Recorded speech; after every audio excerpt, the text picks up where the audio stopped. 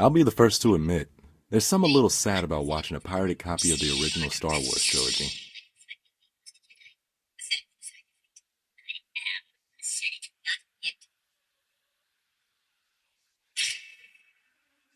It's been out for as long as I've been alive. You'd think I'd own a legal copy by now.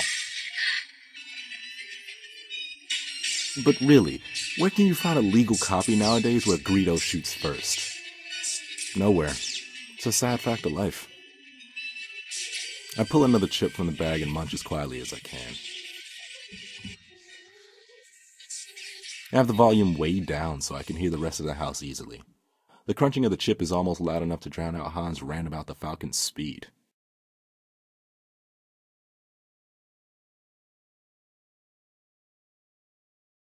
My eyes dart up to the girl on the ceiling.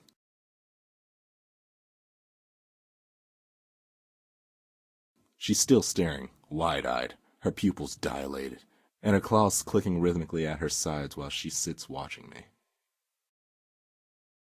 I pull out my phone and snap another picture of her, checking to make sure the screen stays empty. It does, and I slide the device back into my pocket. The owners of the house had been right. They had a ghost, but it was a harmless haunt, incapable of manifestation. The creepiest thing she had done was stand at the end of the hallway and watch me watch TV with their amazing sound system. She clicks at me and I hush her, as though it wasn't already hard enough to hear.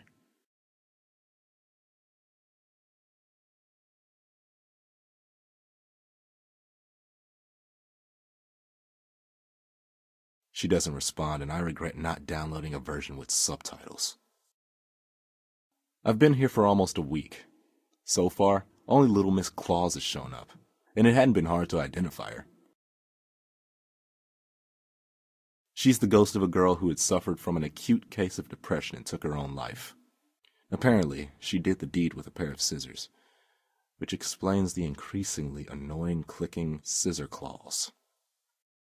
Her family had sold the house after the loss of their only daughter. It eventually ended up in the hands of the current owners, the ones who had hired me. Their descriptions of the haunt had pretty much been a dead ringer of the girl. They had, of course, complained of cold spots and objects disappearing and reappearing elsewhere, but odds were high that they were misplacing their own stuff and giving themselves the chills. Same way any scary movie can.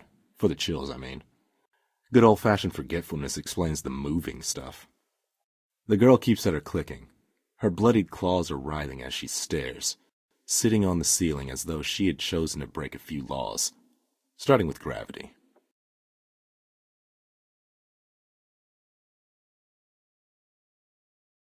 I actually try my best to tune her out. It looks like I missed the part where Greedo actually got shot. That was the whole point of pirating the original. I look for the remote to rewind. Before I have a chance to find it, a knock comes from the door. I swear to... Someone called the cops on me again. I'm gonna give them a goddamn reason to. I'm not an effing squatter. I was hired to be here. I free myself from the ensnarement of the amazing plush furniture and trudge to the door, muttering nonsense the whole way. Throwing it open, I find someone new. You're still here. Yes. Yes, I am. I'm still working. Well, not right now, actually. I'm taking a break while some things are settling. And, you are? You know, most of the other neighbors think you're a squatter. I grimace. Yeah, I know. I've had to talk to the police twice already. What are you even working on? I thought that they were done with renovations months ago. Yeah, like I'd do something as psycho as that. The owners reported some odd noises. Creaking, groaning, rattling. The kind of noises you don't want to be hearing in a newly renovated home.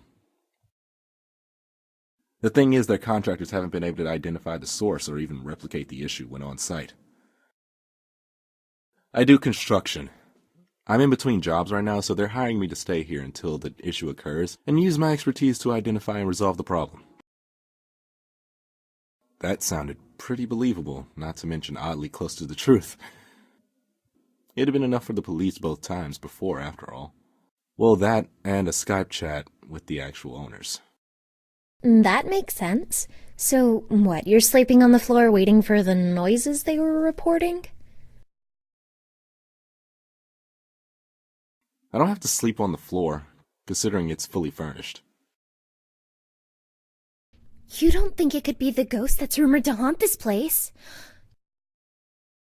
I force a snicker, and she immediately flushes.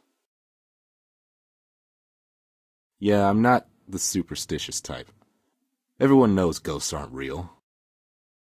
Everyone was wrong, of course, but I wasn't going to admit that right now. Look, I didn't... Though if it's a long-standing rumor, it might have been something to do with the foundation. Do you know how long this building has been haunted?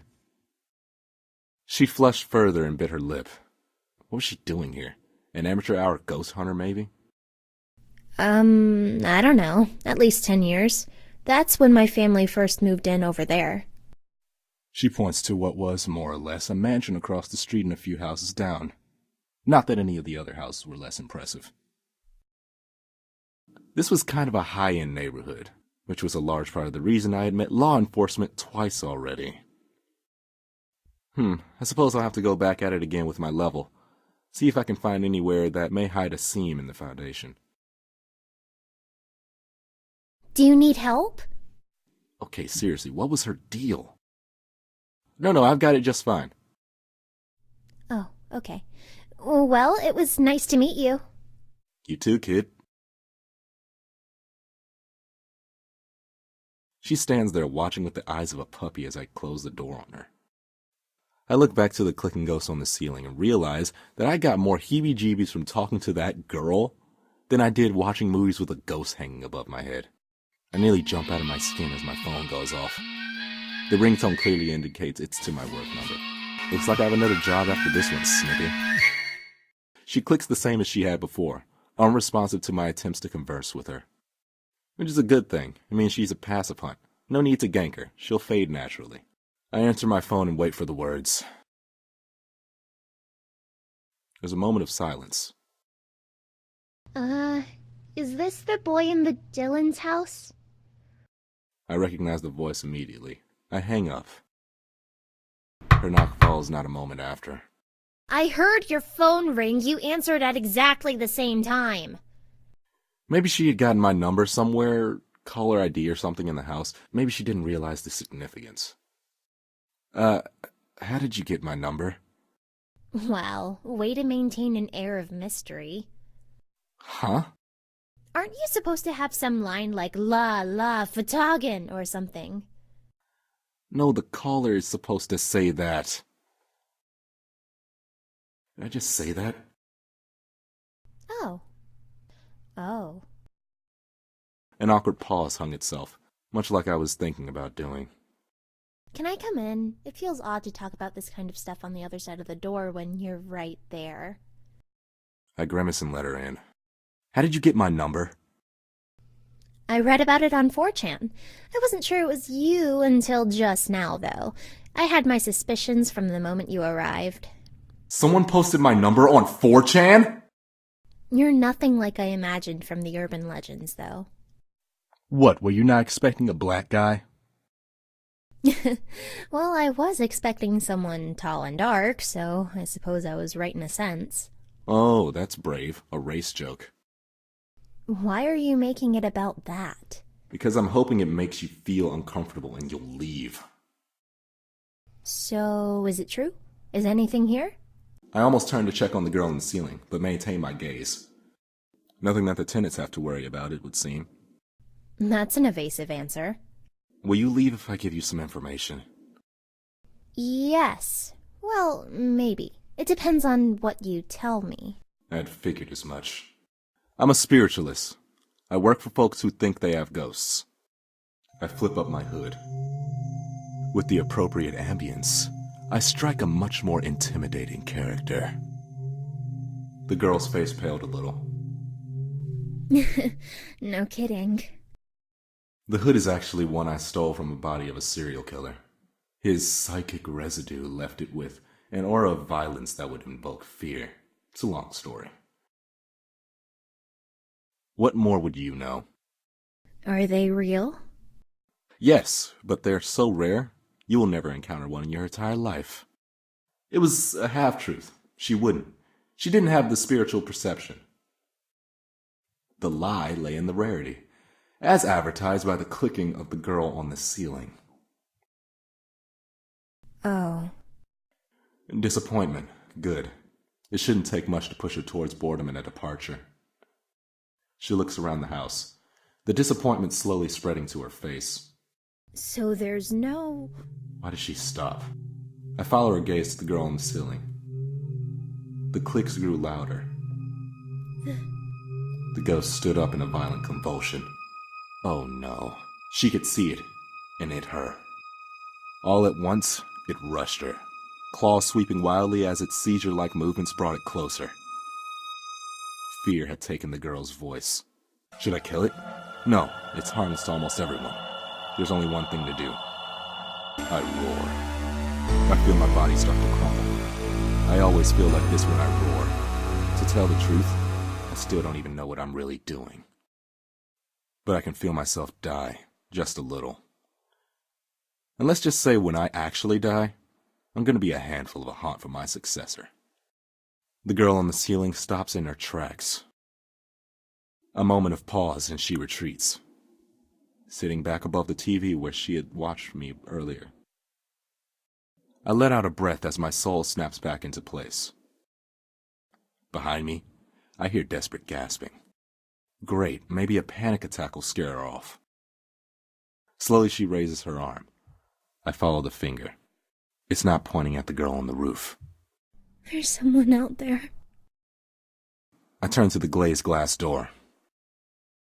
Pressed flush against the glass is a face without features and hands with fingers too long. For the first time in years, I felt my blood run cold. No. What's wrong? Her voice is still panicked. Scream again! Make it go away! I try to speak, but my voice catches in my throat as its hand glides smoothly to the doorknob, and the handle begins to turn. I lunge to turn the deadbolt. What's wrong? What is it?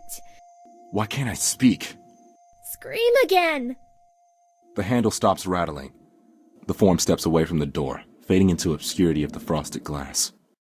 No. No what? She was in shock. It was a defense mechanism. I wish I could easily overcome my fear with it. We need to figure out a way to escape.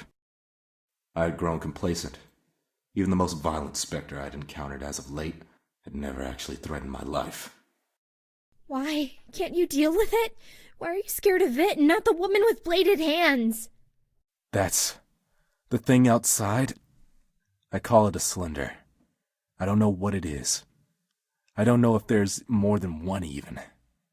Slender? You call it a slender? Like Slender Man? I nod, watching for movement outside the door. The last one. I wince just thinking about it. I've only ever met someone like me once. It killed them. It doesn't obey any of the rules. In the distance of the back of the house, I hear a rattle, and then a slow, deafening creak. She gasps, then stifles her breath. Silence falls as even the clicking stops. It's inside. Oh God, it's here. Why did I come here? The ghost on the ceiling scuttles away, hurrying up the incline above the stairs. I try to steady my breathing. Slowly, I lean over, peering around the corner, down the hallway to the back half of the house. As still as the grave, it stands, a silhouette in the hallway. Should I move? Should I run? The decision is made for me as a hand closes around my own. The sight is gone as I feel myself tug backwards. I turn, following the girl from across the street up the stairs. Why are we going upstairs? There's nowhere to escape from there. It's too late to change my mind. Behind me, at the foot of the stairs, it stands, still as stone. Run! I flee, retreating to the safety of the master bedroom, locking the door. What was I thinking? I should have just kept running. Why did I stop? Why did I think you would be different than anyone else? What? I thought you were strong. I mean, you are strong, that's obvious. You were able to travel so far. I just took a plane. Jesus, you're that strong? You can keep up that level of manifestation long enough to fly on a plane? What? I mean, I can appear within 10 miles of where I died, compared to the boy that those creatures devoured. What are you talking about?